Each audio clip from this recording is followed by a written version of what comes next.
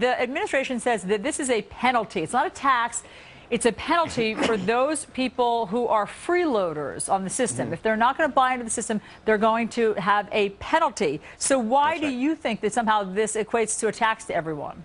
Well, the court decided this the other day, didn't they, Allison? And, you know, there's an old saying that if it looks like a duck and quacks like a duck, it's a duck. And I'll tell you this, for Americans who are going to have to pay these fines, penalties, taxes, whatever you want to call them, Allison, what we found is it's going to be pretty darn expensive.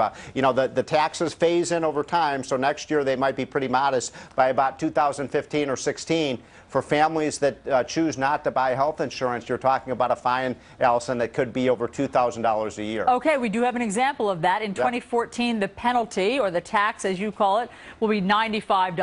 That's modest, fairly modest, as you say. By 2016, for one adult, that goes up to $695. And then for a family, as you said, you can see that it is upwards of $2,000. But again, those are for the people who don't have insurance. Those are the people who would the administration call freeloaders. How does this translate to everybody else? What's going to happen? Well, first of all, one of the reasons a lot of people may not buy health insurance, Allison, is because it's so expensive. And one of the rationale behind the Obamacare law was that it was going to reduce premiums and make, remember the promise that it was going to make health insurance less expensive. So far, we're finding just the opposite. For example, in the first year Obamacare has taken effect, insurance premiums went up by about 8, 9, 10%.